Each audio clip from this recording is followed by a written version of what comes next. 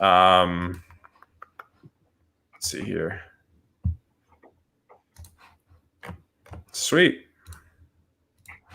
And we're live. Awesome. Well, hey, everyone. Thanks for tuning in to another week of Unicorn Finders, where, again, we find the unicorn in both business and relationships, and also people. And so this week, very excited. Back-to-back weeks of Nashville folks. And so very excited to have my friend Aimee Knight on with us. Aimee is just a badass. I don't know how else to say it. And she lifts heavy weight, she figure skates, and she codes, right? So like literally the perfect trifecta. So Aimee, thanks for joining. I appreciate it. And so Aimee, I'm not going to introduce you because you have a laundry list of things. I can like read your title on your LinkedIn. You're a software architect, lead DevOps engineer, Google developer expert, and international keynote speaker. But if you want to go ahead and give a little bit more background about yourself, that would be awesome. Sure. So oddly enough, I think I thought I had been doing this for 7 years, and I recently looked, it's actually been 6. So someone was like, whoa, we didn't realize that. But yeah, so I graduated from the Nashville Software School 6 years ago. I started working at a company called SparkPost in Baltimore, Maryland. I left Nashville and went there. And my boot camp was Ruby on Rails on the back end, and obviously just Ruby. And then JavaScript and when I say JavaScript, we didn't just do like front end JavaScript, we did Node too. So I was able to like fortunately kind of get 2 backends when I went to NSS. And for people who aren't familiar with NSS, it's a 6-month boot camp as opposed to like a lot of them are, I think like 3 months now or something like that. Yeah, but sometimes 3 weeks. Whoa. Yeah, but I mean, that's kind of my backstory. My background, so my degree is just in communications. Like, I mean, no offense to the communication graduates out of there, but it's I think like in our economy right now, you really need a skill. And so, I don't know. I guess I can give kind of like, I'll try to give my life story in as short of a time frame as possible. But grew up in Chicago. When I say that, I know Taylor mentioned about figure skating, and that was like a big part of my life. And when I say big part, it was like huge. So when I was, I want to say like 14, I was living in Chicago with my parents, and my figure skating coach, her husband got transferred to the University of Alabama at Birmingham. He was he's like in architecture and building out the university. And so I moved, like packed up and moved with her at like 14, 15 years old. Wow. So I think like, I don't know, that kind of like shapes my personality, I think. And all that to say, so like figure skating was a huge part of my life. The plan was for me just to like coach the rest of my life. So I went to college and I just kind of like got that piece of paper, but didn't really have necessarily a plan, since my plan was just to coach. But I want to say maybe like junior, senior year in college, I just realized like, you know, coaching is great. I love skating, but you know, maybe there's more for me in life. And so I stumbled around a couple different options after college, like study for the LSATs. I thought maybe I'd go to law school. Wow. Started PT school for a little while, and was not big on like the patient care part. I really like sitting behind computers where it's like clean and you know, you're not having to deal with like smelly stuff. But same. And then I anyways, but honestly, like PT school kind of opened my eyes to how much I enjoyed science, which opened my eyes into tech. And so I was working at a marketing company, and they had a lot of updates that needed to happen to their website. And I was like, you know what? I'm kind of tired of asking for people to make these changes. There's like huge backlog of web work that needed to get done. And obviously like that's a common issue in the industry. And so I was like, I'm going to see if I can figure out how to do some of this myself. And that's what like just really kicked it off. So that was like 7 years ago. I studied by myself for about a year before I did NSS. And I don't know. How did you kind of where did you start? I mean, really, just like yeah. So I did something called Treehouse, and just Treehouse, I think, right? Treehouse used to be a client of mine in Orlando. Great people. Yep. So I did that. I also went back to school for a little while with a scholarship that I had for people that were part of the military, and started going back for a second degree in information technology. But it was during that time that Ruby on Rails was like huge, and the school was not teaching that. And so somebody in the community was like, hey, you should really check out something called Rails Girls and Rails Bridge. So that's why I was like, And that's when like I think boot camps were literally just getting started. Like people, I had heard like there's this thing called a boot camp, and like they were graduating like the very first cohorts of shoot, I can't think of the name of it, but there was one in Chicago that was like the very first one. And I remember just like going online and trying to find like as much information about these people as possible, and like what is this boot camp thing. And but yeah, I was just like, okay, I'm gonna give this a try. After about a year, stopped doing the information technology degree, did the boot camp. I talked to a couple of different boot camps. I actually moved to Austin for like a month because I was gonna do one there, and packed up and left and came back because the one in Austin was 3 months. It's what Hack Reactor is now. But Hack Reactor, and it was Hack Reactor and Maker Square, they merged later on. And so I was going to go to Maker Square in Austin. And I just thought, if I'm going to pay this much money, I want to see if I can do a 6-month one. So drove back home and applied to NSS. And I had a phenomenal experience there. But I don't know. I can keep going, I guess. No, I love it. So I guess my first question is like, so, what would you, and this is kind of a debate right now, right? College versus boot camps. Yep. Right. You've done both. Like, there are no wrong answers here. Be honest. Yeah. What would you say to somebody watching this, the like 6 people watching this? What would you say is like, hey mom, is like the biggest, like, what would you say do? I mean, it depends. It's like software. It depends, but it depends on a lot of things. Okay. One thing is it would probably depend on what your end goal is. If you want to be just like a general software engineer, software developer, I think you could do the boot camp. It doesn't matter what option you want to do.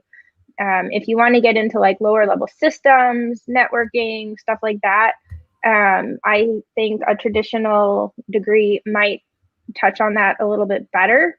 But just like general software engineer, I think boot camp, school, or even just self-teaching. Now, like the self-teaching versus boot camp, you get into like how self-motivated are you? Right. How much are you in a hurry? Because self-teaching, if you're working a full-time job, can take a little while longer. Same with school. If you're young and money's not an option, I always think school is the best bet, because you can kind of do your own stuff that you would do in the boot camp in tandem with what you do at school. But that said, it's, I love that. It's very competitive right now. It's so competitive. I mentor a lot of people, and one thing that I think is unique about right now, especially, just 2020 and COVID, and, it was already competitive. Like when I graduated from my boot camp, I faced like a different kind of issue, and that was that people didn't really know whether boot camps would be successul or not. Yeah, I didn't even think about that. So there were a lot of people like, boot camp? I'm like, no, really? Like, no.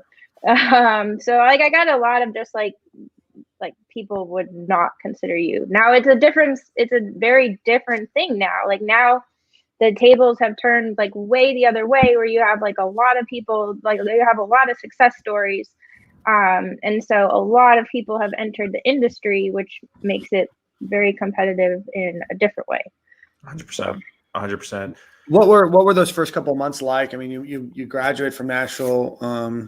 software school, and then you move to Baltimore, where code camps and boot camps and things of that nature are still kind of new. You come in, and what was that first couple months experience like, both kind of being accepted by your coworkers as well as like transitioning from like code isn't just, in kind of this vacuum in a 13-week program into production issues and all this other stuff that you deal with in kind of real life? Yeah, that was, so I always say for me, the boot camp was the easy part. It was the job that was way more difficult. So, I did the boot camp, and I was pretty fortunate. So when I was in Austin, I met someone out there who kind of mentored me through the boot camp, and he was like, I have an agency, you have a job regardless, like when you finish, cool. So that was like a big relief. But at the same time, at the end of it all, I had my heart set on wanting to do Node on the back end, and his shop was mostly Rails. Node was like kind of the Wild West back 6 years ago. And so the way that I landed my job, and this is the advice I always give to people, is like, I didn't go out searching for work. I just went out trying to figure out how can I help other people who are also learning to code. Boom. There it is. We're done. 11 minutes in.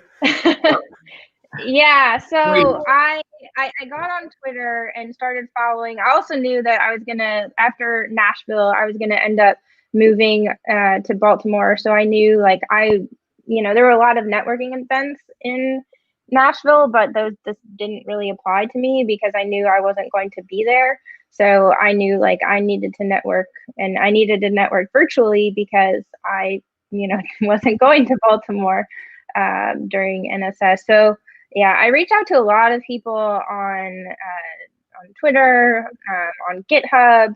I tried to do some open source stuff. Even at the time, it was just like documentation for some projects because I was still so new. But I reached out to people for like volunteer opportunities when I got to Baltimore. And through doing that, I met someone who said, let me add you to the space group for Baltimore Tech. And there's people hiring in there.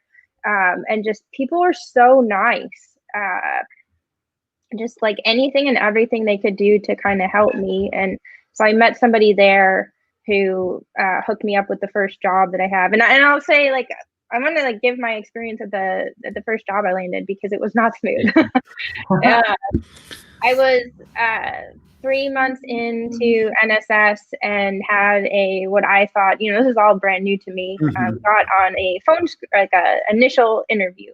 And so I was kind of thinking, it's just going to be like conversational. No, like they started, lots of technical questions already. And so thankfully I did pretty good on that. But again, like the person who was hiring was like, boot camp graduate, like what is that even? Like I don't even think he'd ever heard of it before. And they did not have junior openings. So they had a mid-senior role. And he was like, reach back out to me in a couple of weeks, like we'll, see. So I emailed him, didn't hear back, waited a week, emailed again, finally heard back. And he was like, so that, like, I really had to be persistent. And he was like, we really need like a mid-senior. Let me know when you actually get to Baltimore and we'll kind of take it from there. So emailed him when I actually got there 3 months later. And he was like, we'll bring you in for a technical interview. And I'm pretty sure I bombed that because junior, like, it was terrifying. Didn't do very well, but they offer me the job. So I can go into more detail, but yeah. No, so Aimee, I think you said it best, right? And we have a question real quick. What technical knowledge do you get from a traditional 4-year degree you don't get at a boot camp? I'm going to say my 2 cents real fast, Aimee. I want to hear your thoughts. I think the network that you get within a boot camp, right? So when I spoke at NSS last night, I ran a LinkedIn search to show the NSS grads that there are 1,800 alumni. And there's like 1,000 of them are still in Nashville, right? For me, I just feel like it's the network more than anything in regards to a boot camp. But I'm interested, but you kind of touched on it, right? But do you think there's any more things that you would gain from a technical knowledge from a code, from like a 4-year degree versus a boot camp? I mean, obviously the 4-year degree, I think you're going to be able to absorb a little bit more. You're going to go a little bit more in depth.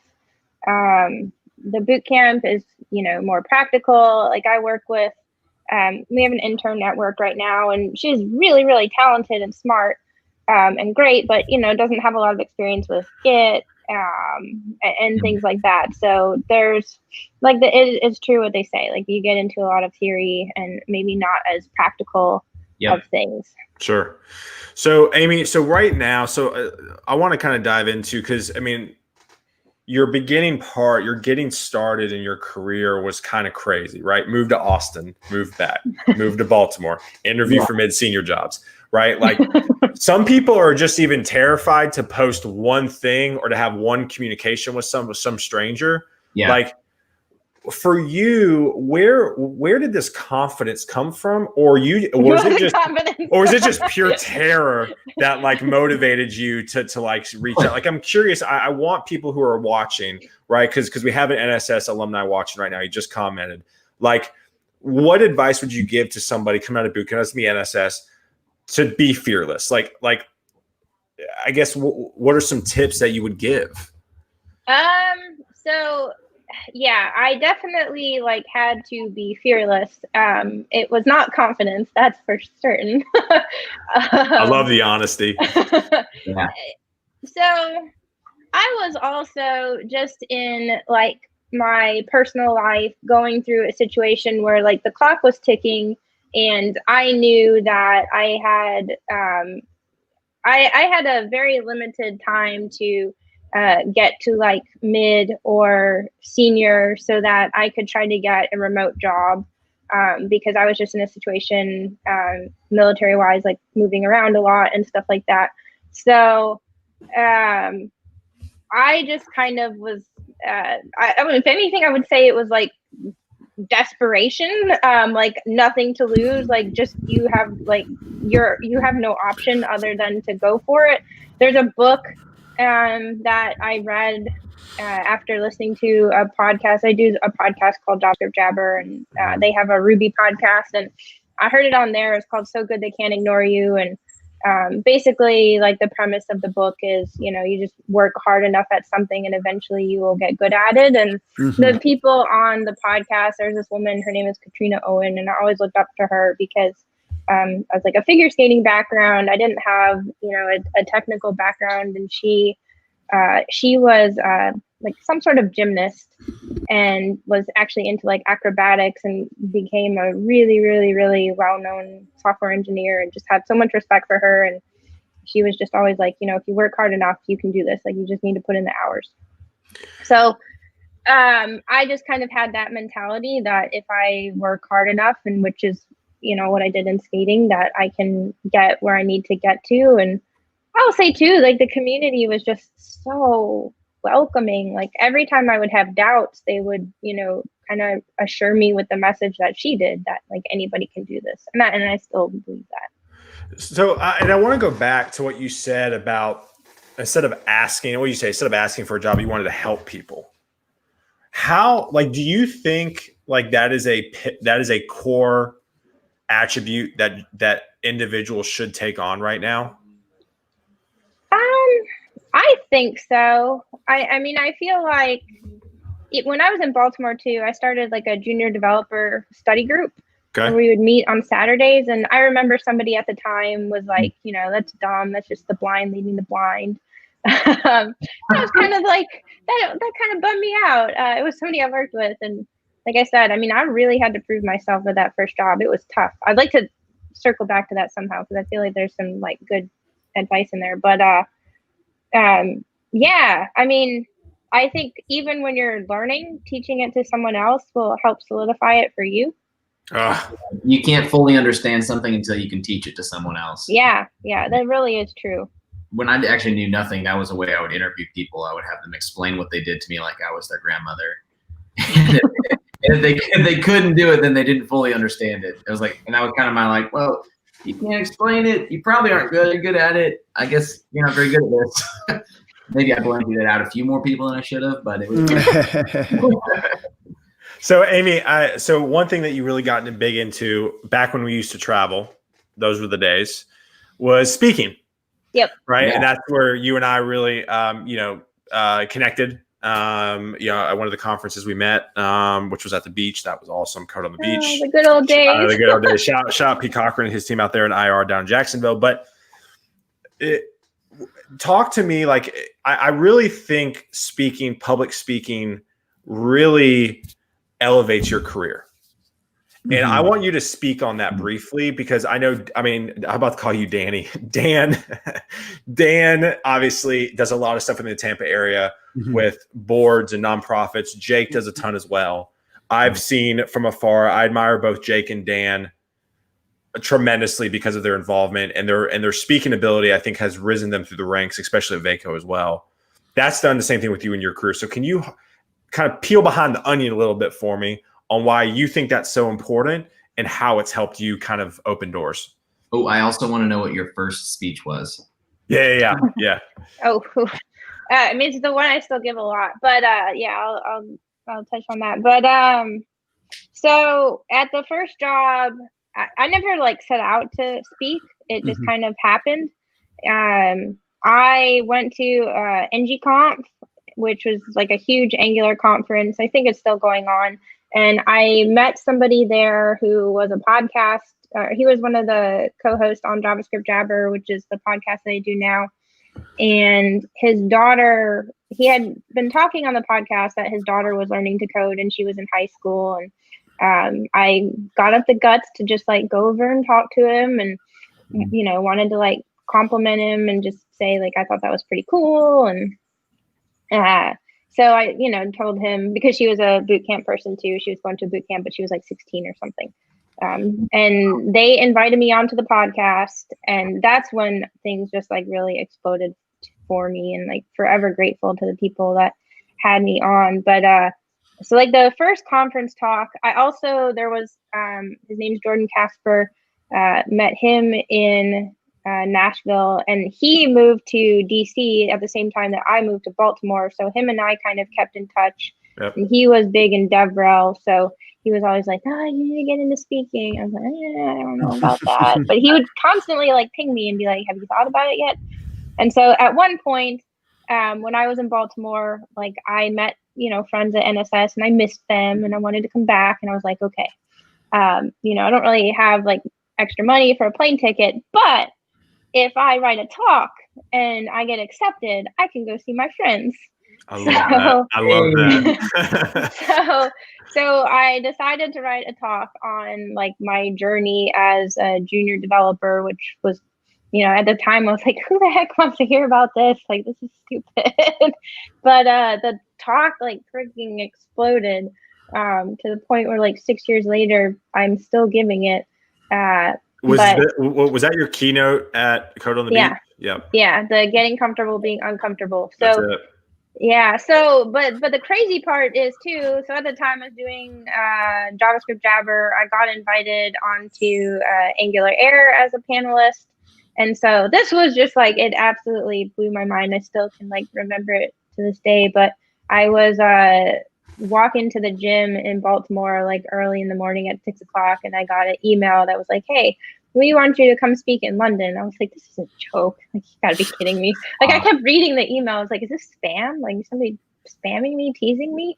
And I like responded back, and they had a speaker drop out, and because of being on Angular Air, they wanted to invite me to speak as like a backup. And I had like a week to, literally the flight was going to leave in like a week. And so I, of course, I was like, I'm a brand new junior developer. I cannot miss work. Like, yeah, must code. Must not leave the computer. Must prove myself at this job. I cannot leave. But my friends were like, Aimee, like, you have to do this. This is huge. And so I took the time off of work and did it. And it just absolutely, like, everybody was so nice, like huge people in the industry. can remember sitting at the speaker dinner being like, I do not belong here. But everybody was just like so nice. But yeah, speaking just like the people you meet, I personally just like really enjoy encouraging people because everything that has happened to me, I would have never, ever, ever in my wildest dreams imagined. And anything I can do to like encourage somebody else. I just was like my life was not great. I was not in a great situation, and programming was like how I got myself out of that. That's awesome. So that's awesome. That's so cool. Dan, Jake, I didn't know if you had any questions at all. I was about to go into one more question and then start to wrap it up here. Yeah, Aimee, I guess I'm curious. I mean, obviously you are an exceptionally bright person just from hearing you talk and just your life and everything else. So you went from really real coding experience. You go to code school, and 6 months later you have a job, and then it's seemingly like just a few months later you're on the speaking circuit, and then not long after that you're being flown overseas. And now just like looking through your resume and talking before the show about what you're doing now, I mean, it's such an incredible and rapid growth outside of intelligence and pushing yourself and always wanting to learn more. What are some things that you can recommend to people that are looking to, I guess, grow kind of the way that you did, because you went from a career shift to really the peak of the industry in a very quick amount of time? Yeah, so the advice that I give and just my experience is that I think a lot of it was like luck, being very fortunate, blessed, but at the same time, like I had a lot of opportunities in front of me, and I seized like every single one I could get my hands on. And I think to be just like blunt and honest and serious, like I worked really hard, right, and I did not have a life, which is probably not healthy. But like I literally like code was my life. And when I say code was my life, I literally would like wake up at 5:30 in the morning and roll over, immediately turn on some sort of programming podcast. Dang. I would listen to that as I'm getting ready, as I'm running to the gym, while I'm at the gym, when I go on a run. I would like and then when I would get home and clean up, I would turn on like conference talks and listen and watch those. Then I would get to work an hour early. I would never take lunch. I stayed late every single night. I treated Saturdays like a regular work day, where I would wake up and do the same routine that I did every other day. Sunday, because my family was getting furious with me, I would at least like take a half day on Sunday and like do church in the morning. And then, then by like 2:00, it was like heads down again, do it all over again. Okay. And I did that for like probably a year and a half. I mean, to this day, like I still, especially like making the leap from like full stack to DevOps, like there's just constant studying. And like I said, like I had a lot of opportunities that presented themselves, that I'm really fortunate, but at the same time, like I just seized those as much as I could.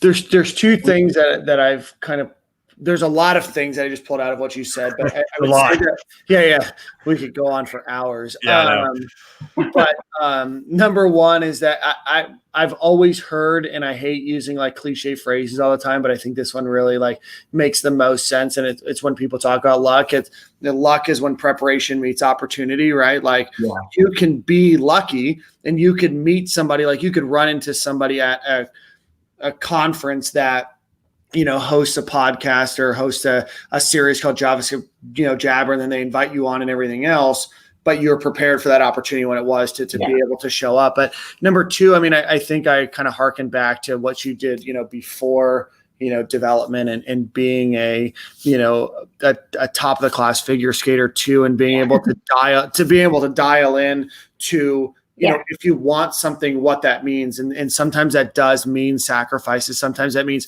waking up early, and instead of listening to the new, Eric Church album. You're going to listen to, a Code on the Beach, podcast, right? Or Code on the Beach, talk or whatever it might be. And it's making those sacrifices, but that the work and the sacrifice, ultimately does pay off, whether it be financially or freedom or whatever you might be. So I definitely applaud you for doing that. And it's cool to see the rewards of, that sacrifice as well. Yeah, I think a lot of people, Aimee, and correct me if I'm wrong. I think feel like the job search. I think so sometimes it should just happen. Like jobs should just fall out of a tree, or I'm going to be okay. I went to NSS, but they don't do anything with NSS, right? Or I went to University of South Carolina. Like, I mean, looking back on it, I didn't leverage my network at all. Like, I went to one of the better business schools in the country and never made any connections. Dan, watch yourself. So for me, it's like, I think for you, and I think people need to really take away from this, is it takes time and it takes work. You were at it for a year and a dang half. Yeah. And I mean, I had a lot of failures in there too. So Right. like there was, the times, like I was saying, where I would like email someone, not hear back, you have to email them again. Like my first job, I did not do well the first like 3 to 6 months. I think I got it would mean, because it was a massive company. I was working on like 3 ETLs and like 6 APIs and the UI. And so that's why like all the long hours and stuff, because I was like, this is my dream job and I am not going to lose it. But yeah, I mean, I just like, I just say that because like people who are having a hard time, like I think the industry, yes, is tough to get into, but it's only growing. And just like whatever you do, like I think there's room for everyone, and just keep learning if you love it. Like that's the other thing too, to be careful. Like don't get into it just for money or something like that. Like it takes a lot of work to be good, and you have to be committed to like being a lifelong learner. I love that. That's good. I've got one question, Taylor, and then I know you've got a whole litany of things that you want to get through. It's just 5 rapid questions that she'll answer. It's not a big deal. Very good. I don't want to ask you questions. Very good. And shout out to the other Danny Thompson in the chat right now. So I guess my one question to you, Aimee, obviously is being that we're like a technology-ish focused, podcast, what is something technically that somebody that you would tell somebody right now to like either focus on or say, hey, like this is like a technical piece of advice for you. And then here's like a non-technical piece of advice for somebody that's like just maybe starting in their career or maybe mid-career looking to make that next jump up. I think for people new, like a technical piece of advice is I think there is a huge need for newer developers who understand more networking, DevOps, stuff like that. Especially with like more and more people migrating to the cloud, like there's a huge need and for like there are no juniors in the space. So if you can self-teach yourself to get to a point where you could, do that kind of work, I think that would be huge. Non-technical, I guess kind of like what I said, just like keep pushing yourself.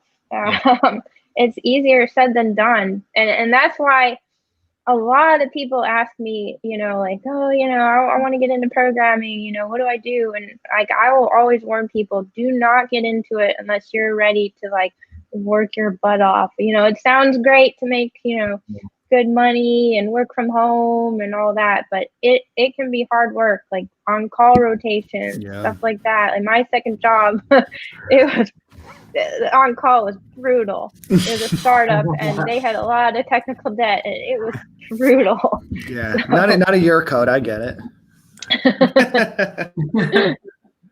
No, that's awesome. That's awesome. Well, Aimee, so we always finish out the round. We always finish out our little session with a lightning round, right? So first thing comes in your head, pops in your head, say it. I keep points, but the points don't matter. Kind of like whose line is it anyway? And then we will get you on your way to have lunch or whatever you're going to do, or go work out after this. Go lift heavy weight. So, all right. Speaking of lifting heavy weight, burpees or running, which one would you rather do? Running. You would Thank rather be God. running. Yeah, I was about to say. Hey, listen, some people love burpees. No, they don't. Burpees. Zero Or people my love bike burpees. now. I have a Peloton behind me. Nice. There it is. Nice. Flex on That's them. awesome. That's awesome. Tacos or pizza? Tacos. Where's your favorite taco place in town? I can't think of it. What's the place in the place that everybody goes for tacos? Moss Tacos? No. Zatco? What was it? Zatco over in Vandy by Vandy? Oh gosh, I'm super striking out. No. Yeah. Oh my goodness. Eighth Local Avenue. taco. Maybe that's it. I don't. Maybe that's it. Okay. See, that's the thing. I'm like still a workaholic. I don't go out much. Yeah. You really don't go out It's much. the I Chipotle haven't in the been out Gulch, to Taylor. eat it, like I couldn't tell you how long. It's been probably close to a year. I'm sorry, Aimee. Taco. We'll just leave it there. That's awesome. All right. Beach or mountains? Mountains. Ha! Suck it, Taylor. Whatever. Wait, were people making bets on this? No, we have an inside joke. We're planning some trip, and he keeps saying beach. Yeah. We have people asking: is it Taco Mamacita, Bar Taco, or Taco Bar Company? Taco. Bar Taco. Robert Kiever, you were right. We have one of those in Tampa too. And it's delicious. I have to eat like 15 tacos at Bar Taco to get full. They're Yeah. so I tiny. love the cauliflower one. Yeah, like, the cauliflowers. Yeah. they're so good. So somebody said Taco Bell. That too. That too. All right. LinkedIn user. What? It just says LinkedIn user. I said, thank you, LinkedIn user. Aimee, favorite dev language that you're working on right now? Oh, JavaScript. All right, awesome. Any new language you're tinkering with right now? I mean, language or technology. Just anything. Probably Terraform. That's Cool. the one that I'm leveling up in the most. Nice, awesome. Final question: coffee or tea? Tea. What is your favorite type of tea? Yeah. Just like a good black tea. I love it. Like, because the L-theanine is good for your brain. I need that, hot man. tea every morning. I need that. Taylor I need needs things a that lot are of good it. for my brain. I need a lot of it. Thank you, Danny. Thank you, Danny T. Cool. Well, Aimee, thanks for coming on. It's been an absolute blast. I appreciate you. We appreciate you. Thank you for having me. It's Yes. nice to meet you guys. Absolutely. Pleasure. You have a good Thank day. you so much, Aimee.